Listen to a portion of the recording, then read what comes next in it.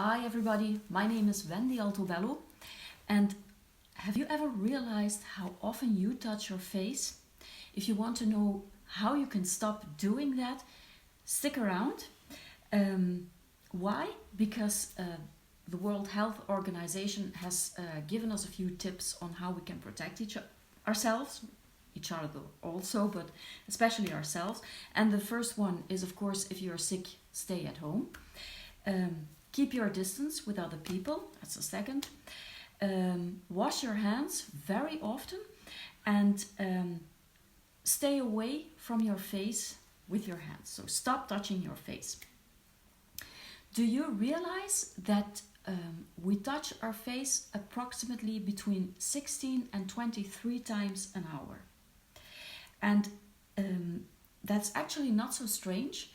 That's actually our instinct, because three of our basic skills and sentences are within our face. It's hearing, smelling, seeing. It's all in our face. So our instinct wants us to protect those spots, and that's why it's very automatic to grab your face very often. Now, why is that harmful? And I'm going to give an example to explain that. The virus that we know now, but also many other viruses, they spread through little droplets that are liberated into the air when someone sneezes or coughs. And if they keep a hand in front of their nose and then afterwards touch objects, those droplets, of course, land on the surface of those objects. So imagine that this happened to someone who's going to do some groceries now. Hey Franka, hey Tatjana, goedenavond, hey. Ja, ik ga wel verder in het Engels natuurlijk. So imagine that someone goes to shop for groceries, he has to sneeze or cough, he uses his hand, and then he takes his shopping cart. Afterwards, you go shopping and you use that same shopping cart. For your hands, there is no problem, because I wrote it down. The skin of your hands is fairly intact and is impervious to infection. So these droplets with the virus do not really enter your skin on your hands. But then when you touch your face with your hands, and you have this virus on your hands, when you touch your mouth or the area around your mouth, your nose or your eyes, then it's a completely different story, because around your eyes, nose and mouth, you have a mucosal tissue. And this is very thin tissue that lets viruses more easily through. So those are the dangerous spots, really. Hey Genia, Erika, goedenavond. So that's why it's so dangerous that we touch our face so often in an hour. Now, how can you stop this? Well, first of all, the instructions are also that we have to disinfect our hands as often as possible. But of course, it's even better if we try to diminish and decrease the amount of times that we touch our face. And how can we do that?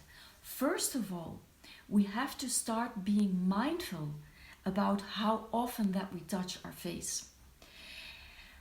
The advice that we get is to stop touching our face. But actually, that advice has an adverse effect, because in the attempt to remember to stop doing something, that thing is in front of your mind, and actually you're going to do it even more frequent. And the trick there is trying to find the urge. So when you don't focus on I should stop, I cannot do it. Try to be mindful about how often do I touch my face. That's a different approach, and your mind deals with that in a different way. So that's much better than thinking I have to stop. Just think, how often do I touch my face? That's already going to help you decrease touching your face. The second thing is identify your triggers, because maybe you are someone who picks at your pimples very often. Maybe you are someone who has dry skin on the lips and is always picking the lips. Maybe you are someone who is very concerned about the eyebrows and is always smoothing the eyebrows. If you know that those are your triggers, it can also be stress related, of course. If you notice that when you are more anxious or stressed that you're going to touch your face, that's a trigger as well. And you can start finding solutions. Like for your eyebrows, for example, you can use a certain product which takes care of your eyebrows all day, and you don't have to touch them anymore to put them in the right direction, so to say. For dry lips, use a good lip balm that you don't have to use 10 times a day. We have a perfectly fine lip balm that you use 1 or 2 times a day, and your lips feel super soft. There are solutions for the reasons why you touch your face. If you identify your trigger, you can apply the solutions, and you're going to reduce the amount of times that you touch your face.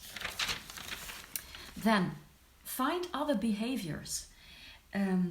Find competing behaviors. For example, when you have the urge to touch your face, try touching your arm instead. So divert the attention to your face towards your arm. Or, which is even better, make it impossible for your hands to touch your face. And this is going very far, but it's very helpful. Go sit on your hands. Not all day. I understand that you also have got some work to do. But if you regularly sit on your hands, you are also going to get out of the habit of touching your face. So this is going far, but it's very helpful. Sitting on your hands. And if every tip fails, then there's also reinforcement. And this means putting a frequent reminder in your phone. Every 5 minutes, a reminder, don't touch your face, don't touch your face. Very well possible. Use post-its in your house, in front of your computer, on your water bottle. Use post-its to remind you that you shouldn't touch your face. Hey Karin. Hey Thea. Hallo, goedenavond allemaal. So the post-its, but also ask your friends and your family, the people who live in the same house as you, when they notice that you touch your face, that they point you to it, that they mention it and say, you're touching your face. After a little while, you are going to be irritated by it, and you're going to realize how often you touch your face, and you yourself are going to reduce the habit of touching your face. And the most invasive help here is to use gloves.